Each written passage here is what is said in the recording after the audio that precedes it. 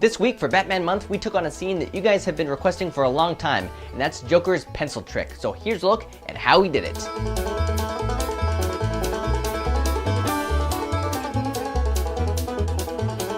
So there really is just one main costume in this, and that's Joker's costume. We couldn't find a purple coat, so we just found a regular grayish black one and decided to spray paint it purple. We did kind of a layer of white first, and then we did purple on top of that because it showed up better. Purple wasn't really sticking to the black very well. And then we had a vest that we just painted green, and we found a purple button-up that was a solid color, and we noticed that his has a very specific pattern on it. So Ben drew the pattern on there with a crayon. And then we found a perfect tie at a thrift store. This actually matches really, really close. We were looking at the picture and the tie that we bought, and we thought they might actually be the exact same tie. They're so close. There's also another layer in there between the vest and the coat itself of kind of strips of purple showing through. So we just cut out strips from the back of the purple dress shirt and just kind of like taped them inside so you get that one extra layer. And Joker has purple gloves, so those are just some canvas gloves that we painted purple and just drew little lines on there.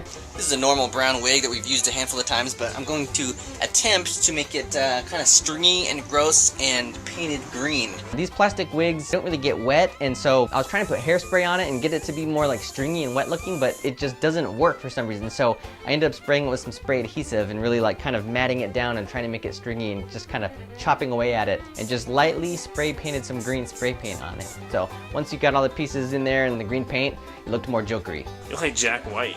To play the role of Joker, we went to our master impressionist, Piat. He can do a million voices and he does them all perfectly. I don't know how he does it. Piat has actually been in a bunch of Homemade Movies episodes. He did the voices in Reservoir Dogs, Sock Puppets episode. Yeah, it's easy for you to say. You're Mr. White. You have a cool sounding name. He was Donald Sutherland in Catching Fire. He was young Harrison Ford. He's been old Harrison Ford. He was random cab driver in Teenage Mutant Ninja Turtles. And of course, he was our Doc Brown in our Back to the Future scene. Great Scott! Marty! Somehow the space-time continuum's gone askew, and I have transformed into the Joker. The first shot that we ended up shooting once Piat showed up was the one where he walks towards the group and you only see him from the back. So first we just put the coat on him and the wig and just got that shot before we took the time to do the makeup. But for the rest of the shots, of course, we need the iconic makeup that Heath Ledger had in this movie. So he just put the white on himself and kind of covered his face. And then there's kind of some marks where like it's kind of wearing off and you can kind of see where his wrinkles are. So I took a Q-tip and tried to kind of like carve back in just like where the skin is. You got the black around the eyes, and I kind of like did these extra little lines as if he's kind of been wearing this for a while and it's going into his wrinkles and stuff. For the mouth, you know, we're not using any like prosthetics or anything to show scars, but the red really does the trick. So we just kind of sloppily put the red on there, get the right kind of shapes to it, and that was all it really took.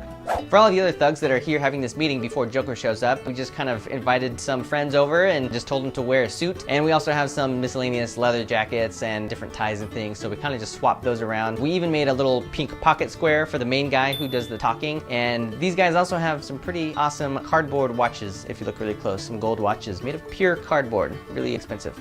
They're facing each other, these two groups. So we had some card tables and my dining room table just set up in a U shape.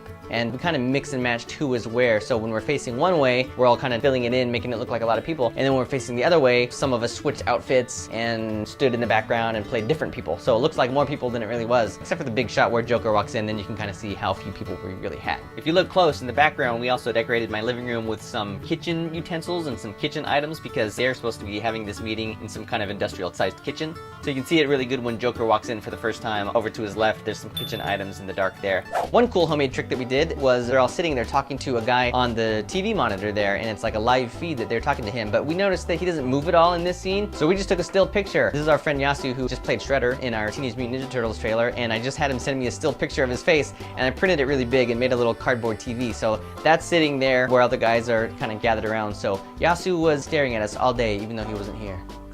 When Joker slams the pencil down on the table for the first time and it has to kind of stand up, we had some trouble with this. It worked well when we practiced it. We used this little sticky clear stuff and put it at the end of the pencil, and you can actually get it to stay up pretty well. But you know, with all the fast motion and then the gloves that he's wearing and trying to get it all to happen at once, it didn't always stay standing up the way it was supposed to. So we did this take 1,000 times, and most of the times it fell over.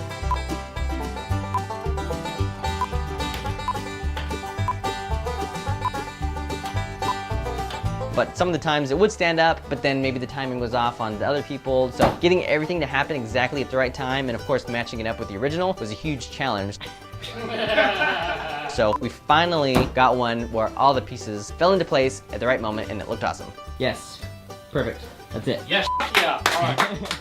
Okay, so the magic trick itself is actually a fairly simple trick. We did it, I think, the same way that they did it in the real movie, which is a very simple practical effect. The camera shows the pencil, and then the camera pans up away from the pencil at the right moment. Joker grabs the guy's head. While this is happening, somebody just grabs the pencil and pulls it away. You don't see that happen because it's below the frame. Then when he slams his head down and the camera goes back down, the pencil's already long gone. You don't really see anything too gruesome. It's kind of all in your imagination. But it happens so fast, and the sound of his head hitting the table is so abrupt that you kind of put it all together and you really feel like the pencil went to this guy's head. So we got the timing just right, made sure it was safe and that the pencil was gonna be away and everything. And he's not really hitting his head on the table, he's kind of just going next to it. But he really did slam his head down and land pretty violently. So our friend Carl, who was doing this part, was a great sport about it. He did this over and over until we got the take down just right. And the first time we did it all the way through, we weren't sure if maybe he hurt himself because it was so authentic and believable. You okay? Yeah. But it was all acting. He fooled us all. So that's how we made our homemade Joker scene. If you have any other questions, let me know in the comments. And don't forget, we have the homemade costume contest happening right now. So check the link below for all the details on that. And Batman month is not over. We still have one more scene next week. It's from The Dark Knight Rises. So we'll see you then. If you'll excuse me, I gotta get back to watching my soaps. Alrighty, what do we got?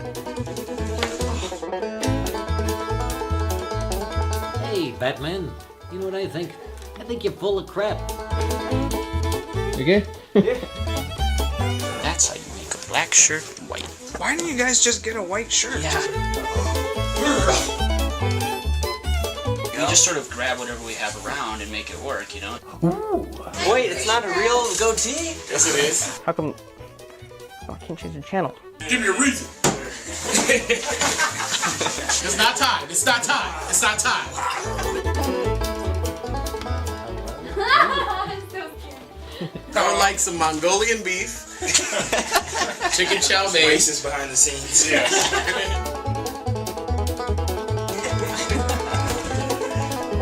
Oh, it's made of paper. That's why.